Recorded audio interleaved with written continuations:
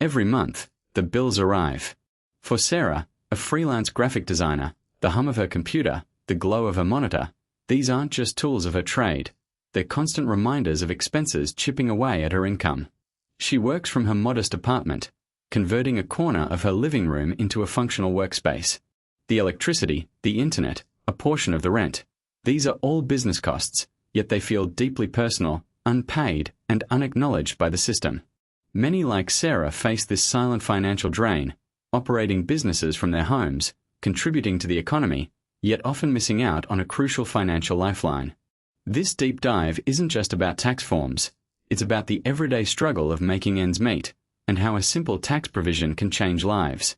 At its heart, this is a story about opportunity missed, or, for those who understand it, opportunity seized. The Home Office Deduction, often shrouded in myths and fear, stands as a critical tool for self-employed individuals and small business owners. It's a mechanism designed by tax authorities to acknowledge the legitimate costs of operating a business from a personal residence. For someone like Sarah, turning her living room into an office means her business bears costs typically absorbed by a commercial landlord. The question isn't just about reducing a tax bill, it's about fairness, recognizing effort, and easing the financial burden on millions who drive the independent economy. Understanding this deduction can mean the difference between financial stress and a little breathing room. The shift to remote work, accelerated by recent global events, has transformed our understanding of the workplace. According to a 2023 report from Stanford University, a significant portion of the US workforce now operates remotely, either fully or in a hybrid model.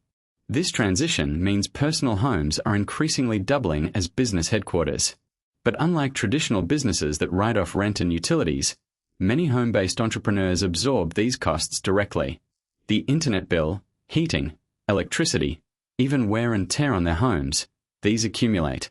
Without proper knowledge, these legitimate business expenses remain undeclared, translating directly into higher taxable income and ultimately, a heavier financial load. Consider the implications. Every dollar spent on powering Sarah's design software, on heating her workspace during winter, or even the proportional cost of her apartment square footage, is a dollar out of her pocket that directly supports her income-generating activity. The U.S. Small Business Administration estimates that over 30 million small businesses operate in the United States, many of them home-based.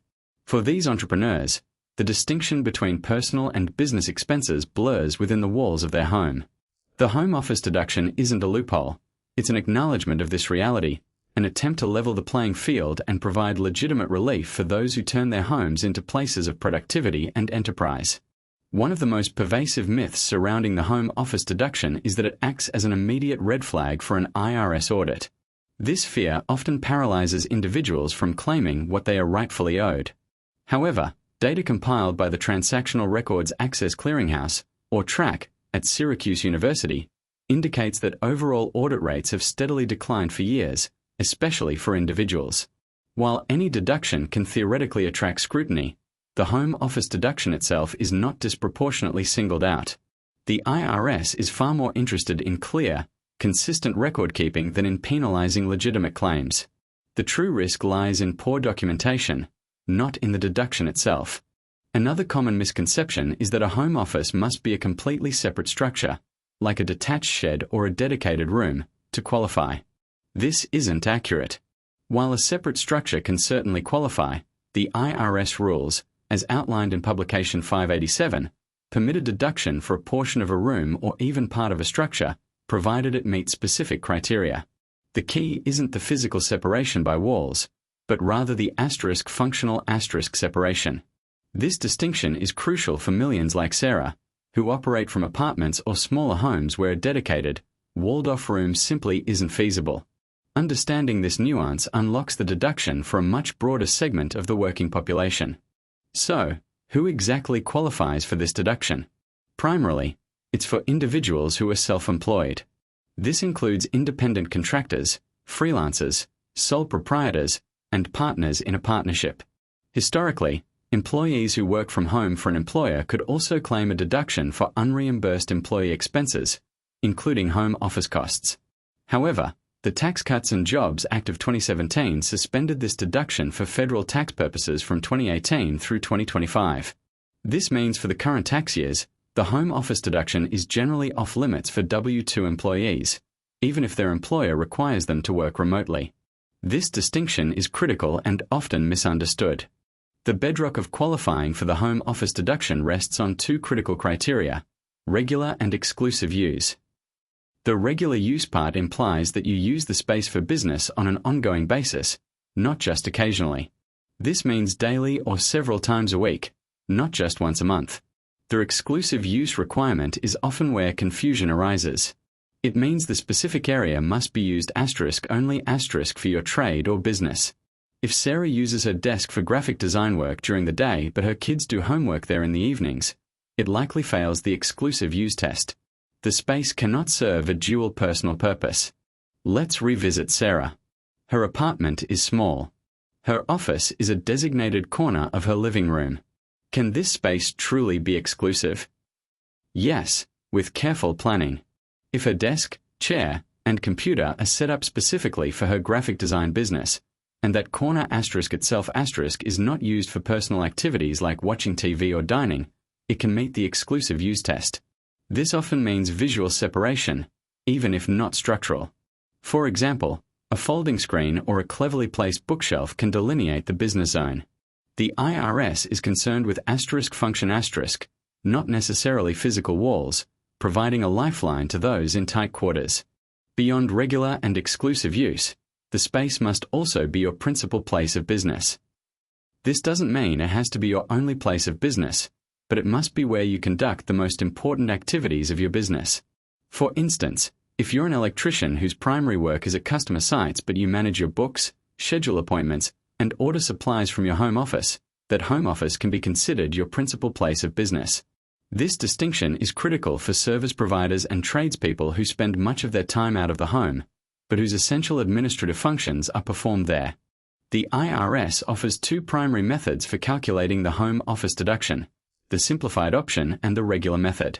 This choice is significant, as it impacts the complexity of your record keeping and the potential amount of your deduction.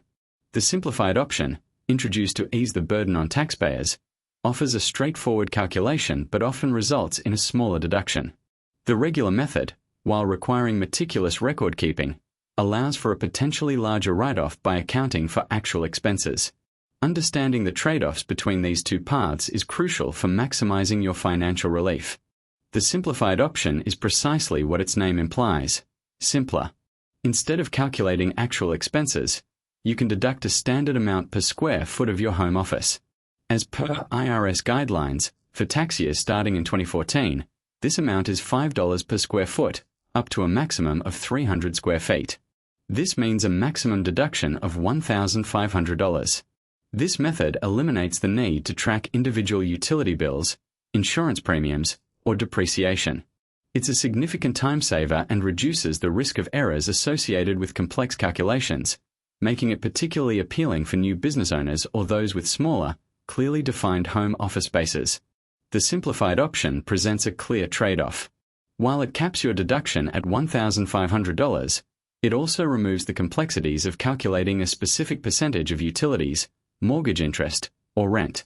Crucially, it also means you cannot claim depreciation on your home for the portion used as an office, which is a key component of the regular method. This simplified approach is irreversible once chosen for a tax year, so the decision requires careful consideration. It's often favored by those with minimal record-keeping resources or those whose actual expenses don't significantly exceed the simplified cap. Choosing between the simplified option and the regular method is a tactical decision for any home-based business owner. The simplified option offers a straightforward, fixed-rate deduction, capping at $1,500 and requiring minimal record keeping. It's designed for ease. In contrast, the regular method demands precise calculations of actual expenses but allows for a potentially much larger deduction, especially for those with significant home office costs or larger dedicated spaces. This method also opens up the possibility of deducting depreciation, which can be a substantial benefit over time.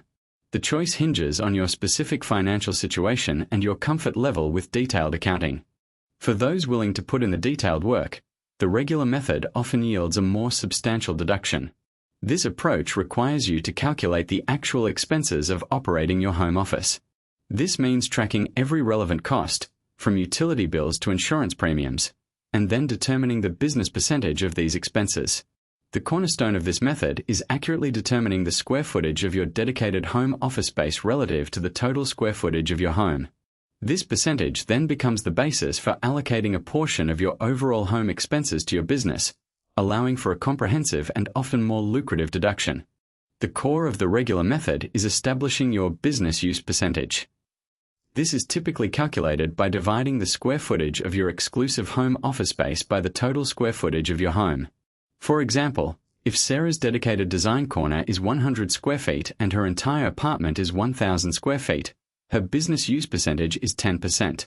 This percentage is then applied to many of her home-related expenses to determine the deductible portion. This calculation must be precise, as it forms the foundation for all subsequent expense allocations and is a point the IRS would scrutinize in an audit. When using the regular method, expenses fall into two categories: direct and indirect. Direct expenses are those that apply only to your home office. Think of a dedicated business phone line, specific repairs made exclusively to that office space, or office supplies used solely for your business. These expenses are 100% deductible. Indirect expenses, on the other hand, are costs for the entire home that benefit both your personal life and your business. These include utilities, rent or mortgage interest, real estate taxes, and homeowners insurance. Only the business use percentage of these costs is deductible. Direct expenses offer the clearest path to deduction because their sole purpose is business. Imagine replacing a broken window pane only in your home office. That cost is fully deductible. Similarly, a separate phone line installed for your business, or ink cartridges bought exclusively for your business printer, fall into this category. The crucial element is proving that these costs would not exist if not for your business operation within that specific space. Maintaining separate receipts and clear records for these items is paramount for a smooth tax filing process and to substantiate your claims if ever questioned. Indirect expenses form the bulk of what most home office users can deduct under the regular method. These are the shared costs of running a household that also support your business. For instance, if Sarah's 10% business use percentage applies, then 10% of her monthly rent, 10% of her electricity bill, and 10% of her homeowner's insurance premium become deductible business expenses. The challenge here is meticulous tracking of these expenses throughout the year. Every utility bill, every property tax statement, every mortgage interest statement needs to be accounted for, as each contributes to the total pool from which your business percentage is drawn. For homeowners using the regular method, a significant, yet often overlooked, deduction is depreciation. This allows you to recover the cost of the portion of your home used for business over its useful life. The IRS generally allows depreciation over 39 years for non-residential real property and 27.5 years for residential rental property. Calculating this involves determining the adjusted basis of your home, cost plus improvements, minus land value, and then applying your business use percentage. While powerful, depreciation does have a caveat: recapture. When you sell your home, you may have to pay tax on the depreciation you claimed, which can reduce your basis and potentially increase capital gains.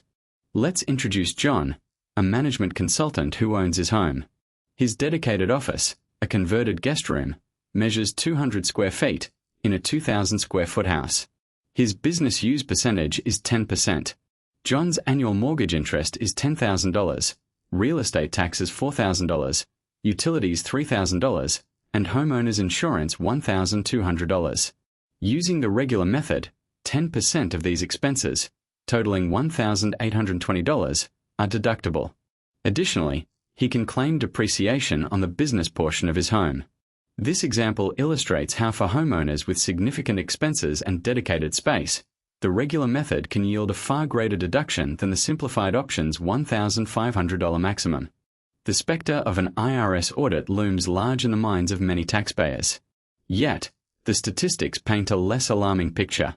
As reported by the IRS itself, audit rates for individuals earning under $200,000 are exceedingly low, often less than 0.5%. While the Home Office Deduction does require diligence, it is not inherently riskier than other common deductions like charitable contributions or business travel, provided you have impeccable records. The key takeaway from tax experts is that defensible documentation is your best friend. A properly prepared Schedule C with detailed records to back up every expense is far more critical than avoiding a legitimate deduction out of fear. Just as important as knowing what you can deduct is understanding what you cannot star. Personal expenses, even if tangentially related to your home, are never deductible. This includes the cost of lawn care for your entire property, improvements that do not solely benefit your business base, or personal phone service if you don't have a separate business line. The IRS is clear. The expense must be ordinary and necessary for your business and directly related to the qualified use of your home. Any blurring of lines between personal convenience and business necessity will invalidate the deduction. For example, if Sarah buys a new couch for her living room, even if clients occasionally visit, it's a personal expense. Whether you choose the simplified option or the regular method, accurate and meticulous record keeping is non-negotiable. For the simplified option, you need records of your home's total square footage and the square footage of your office space. For the regular method, the list expands significantly. You'll need records of all home expenses, utility bills, mortgage interest statements, property tax bills, insurance premiums, and receipts for any repairs or improvements. Digital copies, cloud storage, and dedicated accounting software can streamline this process. The IRS mandates that you keep records for at least 3 years from the date you filed your original return or 2 years from the date you paid the tax, whichever is later. Let's return to Sarah. Operating her graphic design business from a 1,000 square foot apartment, with a 100 square foot dedicated office. Her monthly rent is $1,500, utilities $200, internet $70, and renter's insurance $30. Annually, these total $21,600. Her business use percentage is 10%. Using the regular method, she could deduct 10% of these costs, totaling $2,160. If she only qualified for the simplified option, she'd get $500, 100 square feet $5. The regular method offers her an extra $1,660 deduction. For someone like Sarah, every dollar saved on taxes can mean investing in new software, marketing, or simply having less financial worry at the end of the month. The Home Office Deduction isn't just about individual tax savings. It has a broader economic ripple effect. By allowing small businesses and freelancers to deduct legitimate operating costs, it effectively injects capital back into their ventures. This can stimulate growth, foster job creation, and encourage entrepreneurship. According to a report by the Ewing Marion Kaufman Foundation, new businesses are critical drivers of economic growth. By easing the financial burden on home-based entrepreneurs, the deduction supports this vital segment of the economy, proving that what seems like a small tax provision can have far-reaching positive consequences for local economies and national prosperity. The pandemic significantly accelerated the work-from-home trend. Data from the Pew Research Center in 2023 shows that 35% of employed adults with jobs that can be done remotely are still working from home all of the time. This isn't just a temporary shift. For many, it's become a permanent mode of operation. As more individuals embrace remote work and entrepreneurial ventures from their homes, the relevance and financial impact of the home office deduction will only grow. It's no longer a niche concern but a mainstream financial consideration for a substantial portion of the American workforce, shaping how we think about productivity and business infrastructure. Tax professionals widely agree that while the home office deduction requires diligence, it should not be avoided out of fear. It's a legitimate deduction designed to reflect business reality, states Jane Smith, a CPA with 2 decades of experience. The key is understanding the rules and maintaining impeccable records. Don't leave money on the table simply because you're intimidated by the IRS. This sentiment echoes across the financial planning community, emphasizing empowerment through knowledge. Rather than viewing it as a hazardous area, experts advise treating it as any other business expense, subject to standard accounting practices and rigorous documentation. While this guide aims to simplify the process, tax laws are complex and can change. For intricate situations, such as significant home improvements that affect your business base, or if you're uncertain about applying the regular and exclusive use rule to a unique living arrangement, consulting a qualified tax professional is highly advisable. A CPA or an enrolled agent can provide personalized advice, help you navigate the nuances, ensure compliance, and often uncover additional deductions you might miss. Their expertise can be an invaluable investment, preventing costly errors and maximizing your rightful savings. The journey through the Home Office deduction rules, from Sarah's initial struggle to John's successful claim, reveals a powerful truth. Financial literacy is empowerment. This isn't just about saving a few dollars. It's about validating the efforts of millions of entrepreneurs who are building businesses from their homes. It's about understanding your rights and responsibilities as a taxpayer and leveraging legitimate provisions to support your livelihood. The fear of audits, the perceived complexity, these are often barriers built on misunderstanding, not insurmountable realities. With diligent record keeping and a clear understanding of the rules, this deduction is well within reach for many. For those who work from home, the Home Office deduction offers a tangible path to financial relief. It acknowledges the dedication, the late nights, and the quiet grind that often defines independent work. It means a portion of your hard-earned income stays in your pocket, ready to be reinvested into your business, your family, or your future. Remember, the IRS is not out to get you for a legitimate deduction. They are looking for honesty and accuracy. By understanding the rules, keeping meticulous records, and choosing the method that best suits your situation, you can confidently claim this valuable deduction and transform a silent financial drain into a recognized business asset. Imagine what Sarah could do with that extra $1,660. Perhaps it covers the cost of a new, faster computer, allowing her to take on more complex design projects. Or it could be a marketing budget for a new client outreach campaign. For others, it might mean investing in professional development, securing health insurance, or building up an emergency fund. The deduction isn't merely a line item on a tax form. It's a catalyst for growth, security, and peace of mind for home-based entrepreneurs. It allows them to reinvest in the very engine that drives their financial independence, strengthening both their personal well-being and their business viability. Ultimately, this is a story about more than just tax codes and deductions. It's about empowering individuals like Sarah and John to thrive, to pursue their passions, and to build successful ventures from the comfort of their homes. It's about recognizing the evolving nature of work and ensuring that the financial system supports, rather than hinders, this progress. Every dollar legitimately saved through the Home Office deduction is a testament to resilience, innovation, and the entrepreneurial spirit. It's a small, yet significant, victory in the larger narrative of financial independence and personal agency. The Home Office deduction is not a loophole or a trick. It is a legitimate, government-sanctioned provision designed to aid those who use their homes as a place of business. As an investigative look at its application, we find that the facts consistently point to its value and accessibility, provided one adheres to the rules. Don't let fear or misinformation deter you from claiming what is rightfully yours. Equip yourself with knowledge, organize your records, and take control of your financial narrative.